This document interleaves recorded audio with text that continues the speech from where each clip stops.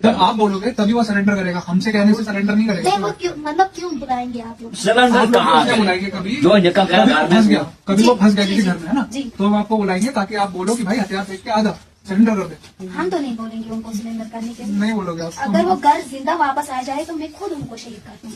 कभी कभी कोई भटक जाता है गलत रास्ते, उससे कोई लड़ाई झगड़ा हो गया हो, अम्मी से हो गया हो, ना लड़ाई है, ना झगड़ा है, ना गलत रास्ता है। जो भी किया, जैसे भी किया, मुझे नहीं पता। उनको अपने मतलब अपनी मर्जी से चले गए। उनको लग रहा था कि मैंने अच्छा किया, अच्छा ही किया होगा। सवाल ये लेकिन है, इस्लाम- हथियार किस लिए यहाँ पे, मतलब हथियार उठाना किस लिए, मुझे तो ये समझ नहीं आता। हथियार क्यों उठाना? हम तो क्यों उठाते हैं? हम लोग तो भी सुरक्षा के लिए उठाते हैं, अपना देश है, अपने देश की सुरक्षा के लिए। अपने देश की सुरक्षा के लिए। हाँ, तो अगर वो हथियार नहीं उठाएंगे तो फिर अल्लाह को कैसे लगेगा कि इनने अपनी जान दी है? ऐसे तो नहीं ना, आप लोग ऐसे तो नहीं ना उनको शहीद करोगे। जब वो हथियार उठाएगा, ये साबित करेगा कि मैं अल्लाह के रास्ते में हूँ, तभी आप उनका जान ले लोगे। चलो ठीक है। सर जय हिंद। कर्नल एसएस पठानिया सर, जय हिंद, बहुत बहुत शुक्रिया समय देने के लिए। Thank you sir. जय हिंद Rajesh, and thank you very much, God bless you. Thank you sir, आपने समय दिया। एक बड़े अहम इशू पे बात करनी थी, क्योंकि सोशल मीडिया पर एक वीडियो बहुत ज्यादा वायरल हो रहा है, जहां पर एक आर्मी के अफसर हैं, वो एक आतंकी के घर पहुंचते हैं और उनके माता पिता को, उनकी जो वाइफ हैं, बहनें हैं, उनको समझाते हैं कि उनको कहो कि सरेंडर कर दें, हम कुछ नहीं करेंगे। लेकिन दूसरी तरफ से जो जवाब आता है वो मेरे लिए बहुत सरप्राइजिंग था कि नहीं, हम उनको नहीं कहेंगे सरेंडर करने के लिए। जब तक वो मरेंगे नहीं तब तक ऊपर वाले को कैसे पता चलेगा कि उन्होंने कुछ एक स्पेसिफिक वर्ड यूज किया था उन्होंने। तो मैं समझना चाह रहा था सर कि ये क्या माइंड सेट है। आर्मी मौका दे रही है कि ठीक है आप गलत रास्ते पे चल पड़े हैं, कोई बात नहीं, आपको हम वापसी का मौका दे रहे हैं, आप आइए वापसी करिए।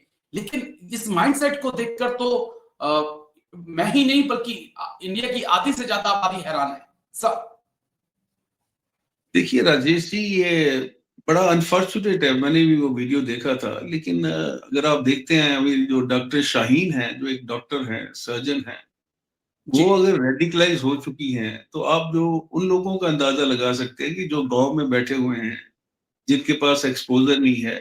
अभी इसके लिए हमें कुछ चीजें समझने की जरूरत है कि रेडिकलाइजेशन जो है क्यों होता है, उसमें के अंदर क्या क्या फैक्टर्स हैं, और क्या ये इंसान को उस हद तक ले जा सकता है कि जहां पर वो अपना जो विवेक होता है या डिस्क्रिशन होता है, जिसमें इसको ये नहीं पता चलता है कि मेरे लिए अच्छा क्या है और बुरा क्या है, वो खत्म हो जाता है। अभी देखिए, अगर हम बात करें जो फैक्टर रेडिकलाइजेशन को इम्पैक्ट करते हैं, उसके अंदर आपके पर्सनल फैक्टर आ जाते हैं। जी, मान लीजिए आपके प्रॉब्लम है, जॉब नहीं है, आपके अंदर इंफीरियरिटी कॉम्प्लेक्स है, आपको रिकॉग्निशन नहीं मिल रहा है। उसके बाद आपके पास सोशल फैक्टर आ जाएगी, जो सोसाइटी में हो रहा है वो आपको देखना पड़ेगा, उसका इन्फ्लुएंस पड़ेगा आपके ऊपर। उसके बाद आजकल ये जो सोशल मीडिया या ऑनलाइन फैक्टर है, ये भी बहुत बड़ा फैक्टर है रेडिकलाइजेशन को बढ़ाने के लिए। जी, और जो आखिरी फैक्टर है वो है पॉलिटिकल फैक्टर, जिसमें अपनी बंदा थ्योरी बना लेता है कि भाई मेरे साथ जुल्म हो रहा है, मेरी कौम के साथ जुल्म हो रहा है। जी, तो उस तरह की जब धारणाएं बन जाती हैं तो उनको उखाड़ना इतना आसान नहीं है, और जैसे जैसे वक्त बीतता जाता है, रेडिकलाइजेशन स्ट्रांग होता जाता है। ओके, अभी सवाल ये है कि इसके लिए हम लोग क्या कर रहे हैं, वो सोच का विषय है।